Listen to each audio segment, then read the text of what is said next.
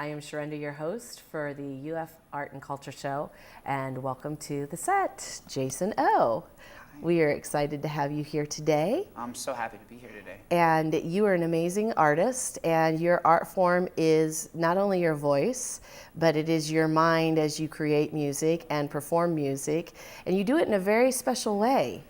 Yeah, so I actually, very slowly over time, sort of accidentally became a looping artist. And what is looping? Because I know what it is and I absolutely love it, but a lot of audience members still do not understand the concept of it or know exactly what it is when someone says, I'm a looping artist. Okay. Well, so looping, it started a long time ago. There was a guy who used to take actual physical tape, and he would record pieces of his song, and then he would literally loop that tape, and then he would create like these larger pieces by himself on stage. And now we can do it digitally, so I have pedals, and what I do is I push a button and it hits record, and then I can take that recording away and bring it back. I can add layers on top of it, and the technology has actually gotten sophisticated enough that I can do, I think, very easily four different parts that I can bring in and out of a song. And I've had the honor of watching you play live, and I know for a fact that you can do that because I've seen you and heard you do that, and it's fascinating because people might think, wow, if he's looping an entire song and he's taking things and bringing them in and out, it's going to take forever for a show, and that's not the case. Just as the technology has gotten better, that has been able to empower the artists to record quicker and then extend that out digitally so that you're not listening to them do one specific thing for 30 seconds, but they can time it to be longer, correct? Absolutely. So you actually can build a song really quickly within a couple minutes instead of 10 and 15. So most of my songs, I try to make sure that my builds stay under a minute. Occasionally, if I really think it's worth it, I'll have one that's like a minute and 15 or a minute and 20 seconds. When the people are hanging in and they're hungry for it. Yeah, or like it's like I almost feel like I can get away with it once or twice in a show. But it is a consideration for performance. If I do a really complicated build, it does make it important to do very succinct builds for the next couple songs. So I try to find pieces where I can do 20 or 30-second builds, and it's still full and it's still big. And those pieces are more just like, think singer-songwriter with accompaniment as opposed to a full production. Yeah. And so there are many loop artists out there that their emphasis is one instrument. So they focus on guitar and then they loop with guitar only, maybe add some vocals. There are other artists out there that their instrument's going to be the piano or the bass guitar, but it's singular. The instrument that they're using is the instrument that is heard, and they may have some special effects with it, but that's what they're doing. And that's wonderful. And there are some really creative sounds they can get out of instruments. Yeah. However, you are very special in the fact that you have specialized in multiple instruments and have the creativity and I think genius to be able to figure out how to build those instruments into creative songs. And some of the instruments are not your everyday guitar, bass. You have some really fun instruments that you use. So will you please tell me a little bit about that? Yeah. So, well, I think it starts whenever I was a kid. My parents were both music teachers. So my house was filled with every kind of instrument that you could learn in a K through 12 school. And so if my mom was fixing a flute and I was in a creative, curious mood, I got flute lessons. So I think I got lessons on just about every instrument whenever I was a kid, and it was enough that like I could play for a couple days, and most things lost my attention, but a couple of them really stuck. And the first one that stuck was the drums, which ultimately I think is why I ended up looping, because that's the rhythm and the ability to nail the rhythms is, I think, the entry barrier for a lot of musicians, being able to play an instrument and also hit the timing perfectly. But yeah, so I started playing drums, and then they just they kept giving me more lessons on different instruments, and so you got to test, where a lot of people, Yeah. their family says, pick an instrument. Yes. You had the smorgasbord to choose from and test drive, test Yeah. play those instruments. And whenever I picked the ones that I really liked, I was, let's say, strongly encouraged to practice. But that's so exciting that It you really had is. that gift. Yeah. Oh. Well, so the ones I fell in love with when I was a kid was the drums and then the trumpet. Those are my two big instruments. And right around the age of 16 or 17, I realized that I couldn't communicate the music I heard in my head to my bandmates, because I had several, let's say, pop punk bands when I was younger. And so I would, I learned how to play enough guitar that I could translate the things I was hearing to my bandmates, and I just kind of kept writing, and then eventually over the time I got very comfortable with the guitar, and so I think I got into looping initially because I started beatboxing. I lived in New Zealand for about 6 months, and I met quite a few beatboxers there at open mics, and I got really interested in it, and I started doing beatboxing along with one of my songs, and started thinking, how cool would it be if that drum could keep going whenever I start singing? Yeah. So my dad got me a loop pedal, a very small one, for Christmas one year, and it took me kind of like 5 or 6 years of just playing with it and getting ideas. Yeah, that's its own instrument, and you have to practice that too. It really is. The timing of that's very important. Yeah. Well, so then I started imagining other possibilities, and I got the pedal that I have now, which is a Boss RC50. I suppose this is very technical stuff, but Well, I'm very familiar with that Boss, Cool. so I'm following everything you're saying right now. Awesome. But it looks like a rectangle, and it sits on the floor, and it's about this high, correct? And Yeah. it has multiple pedals that you can hit at different times to control, but it's feeding into a little computer. yes. Yeah, it's got 7 You're pedals. welcome. We'll let them know what you're doing. Awesome. Thank you for translating. Yeah, so I started looping a lot of beatboxing and a lot of my guitar, and then I figured out the next thing I wanted to figure out is how can I make this instrument make bass sounds? So I solved that issue well enough that I could, I think I did the next 3 or 4 years that way, and then the, let's say, attention span kicked in, and I started wondering, how else can I incorporate these other instruments? So I got, I now travel with a ukulele. I have an instrument called a Strum Stick, which is a 3-stringed instrument with frets that aren't like a guitar where they're laid out here one after another. They're higher, right? Well, there are actually spaces in them, so Okay, it doesn't recreate a major scale specifically, but it's close to it. So it's very hard to play a wrong note. And so I use that as well, and then I travel with a trumpet. I also use a harmonica on a song and the kazoo for one. And the most recent instrument I've added was keyboard. So I found there are quite a few sounds that I can make with a keyboard that I couldn't make with any of these other instruments. So I'm actually really looking forward to you seeing my new setup, because it's quite, we call it the loopstrosity. It's quite an instrument, let's say. Well, I'm looking forward to it.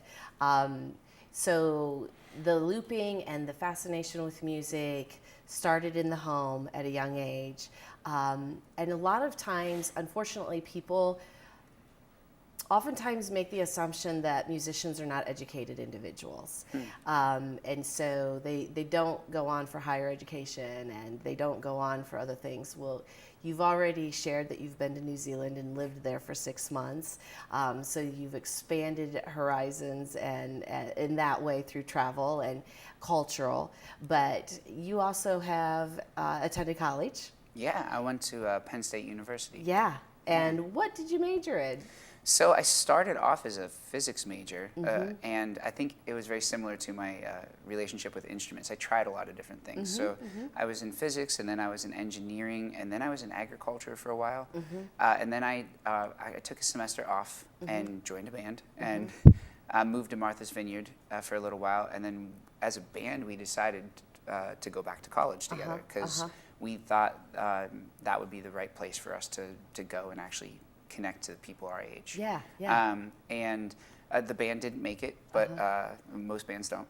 And I ended up getting a degree in psychology, which interestingly was very close to a life path that I could have taken. I found a piece of paper years later after graduation where it was the pros and cons of being a musician or a psychologist. And I think ultimately circled at the bottom was just a message to myself that said, I think I can, if I'm successful in music, I think I can affect more people positively by dedicating my life to that than I can sitting in an office talking to people one-on-one. You know. Well, and music is psychology. Yeah. That's all there is to it. So I believed at the time I was studying psychology to learn about people so that I could write about people and for people, but I think really what I needed to learn about was myself. And a lot of times that's what you hear when people go into psychology. They go in with the motive of helping others, and they graduate realizing, I've just helped myself so that I can help others. Yeah. I think that's the experience that I had. So I was in the honors college at Penn State, and I got an honors degree in music. So I actually was able to tie the psychology degree into the first album that I released as Jason O. So I wrote a 60-page paper about the specific chords that I used, why I used them, how the lyrics translated to concepts that I'd learned in classes studying psychology. It was a really, really cool way to put it all together. I think it's awesome. Thanks. Because many people don't realize that behind the art there is a mathematics, there is a psychology, there's an internal portion of music. We hear audibly what someone has personally birthed through creativity and through working out something within their own life to make a positive difference or to challenge someone else to think about something. And that's what you did with your psychology project. Well, it's even before that, I think I started to find like a relation to music and math. So when I was studying engineering and physics, I was taking a lot of honors math classes, and I took a class where we were writing our own proofs for the class. And after I had a very difficult time with some of those math classes, and so I started really working hard, and I realized that if I practiced the problems in the back of the book, when it got to a test time, it's not that I knew the answer or didn't know the answer, which is how a lot of academics feels. It's an intuition. Yes, and I started to develop an intuition around mathematics. And once that clicked, I thought, oh, it's the exact same thing as music. Because that's all music is you interact with it enough that you build a relationship where you have an intuition, and then it's a language that you can speak. And once I realized that, I was like, oh, okay, I think if I'm going to practice anything, it's going to be music instead of math. Yeah. Wonderful. So we've evolved, we're educated, and we're back to doing what we're called to do. And that's music and making an impact in other people's lives. So you're currently nationally touring as a solo artist with the looping. However, you have multiple projects that you're working with and other artists that you're collaborating with. Could you tell us a little bit about that? Yeah, absolutely. Well, so I also work with a band called My Hero Zero, and I'm the front person to that band. And you can find our music on Spotify. Perfect. But that group, you can do things with a band, even with all the looping equipment in the world. Sure. You still can't quite have. Speaking a language with other people is a lot of fun. In a way that recording a bunch of things together by yourself isn't always. So yeah, it allows me to express myself differently, and. We do more theater shows and try to play for quite larger audiences. So in a way, I feel very fortunate because I can go out and promote my music by myself and travel the country, and I get to go with my wife and manager, and she's absolutely unbelievable and indispensable to making this all run. She is a goddess. Yes. I love Angel. Yeah. She is just an amazing individual. It's what's really interesting is when I met her, I had no idea we were going to end up working together. In fact, when we were engaged, even we still hadn't even discussed the possibility of that being part of our future. She had her own professional life, and I had my music, and she just heard me talk and make decisions, and so, for so many years that she started to develop her own intuition about the music business. And so it got to a point where she was helping me make my decisions. She was helping me do things I didn't have time to do, and we just got to a point where we said this would be a lot more efficient if everyone knew this is what was going on, and we just started slowly making the transition. It's really, I think it's been the biggest game changer for me, because it allowed me to. I read somewhere that people say the mind works in two different ways, either exploratory or exploitatory, and being a musician, I think, is very much about being in that exploratory space, because it's not just about the music you make, it's also about the presence that you bring to the moment that you're in. And it's very hard to bring that when you're in an exploitatory headspace. But if you want to play music for people instead of just your four friends, you have to be able to turn on that business part of your mind. So I think I was very much living this split life where I was having a difficult time trying to decide how do I make the songs, get the songs done, come up with a creative way to promote them, get the word out there, and then also find the time to actually perform. Find the time to perform and sign contracts and mail. Like it's the myriad things that need to happen to make a business like this continue, not just to function day to day, but also to have a plan and grow for future. For the future. Yeah. So once she took over, it really helped me. Like, I felt this other part of me starting to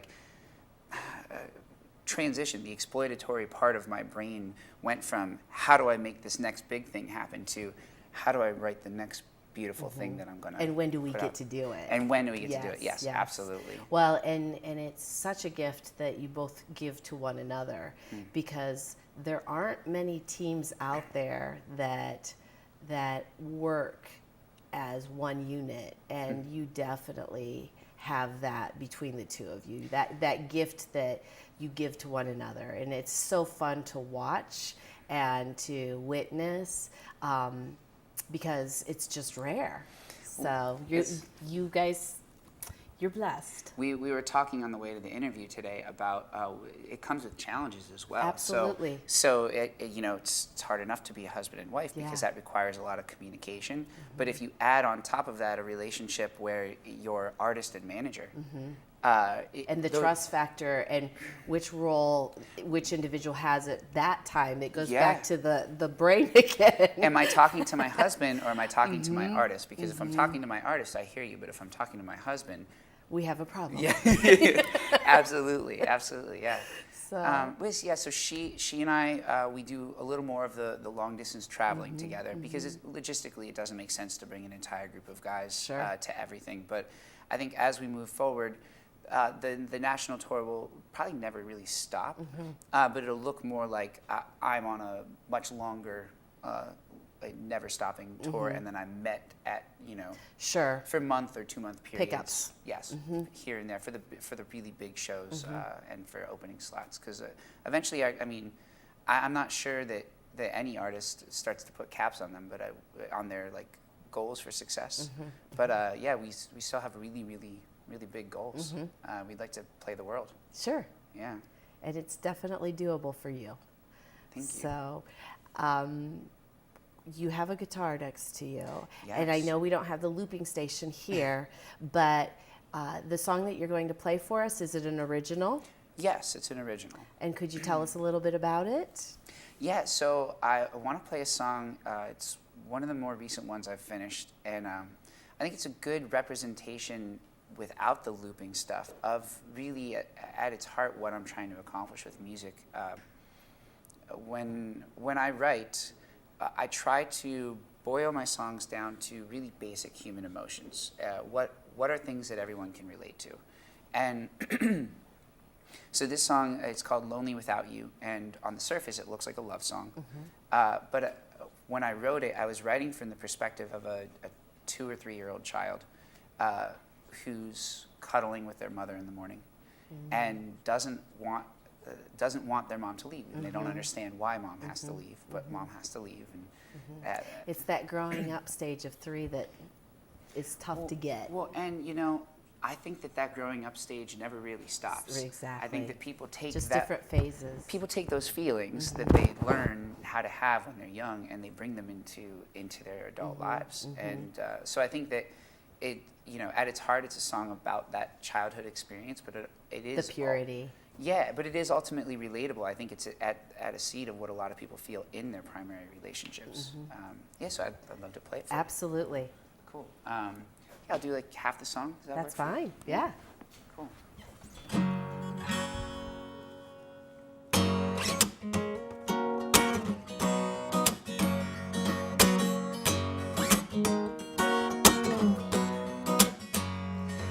Please don't go away. I need you right here, right now.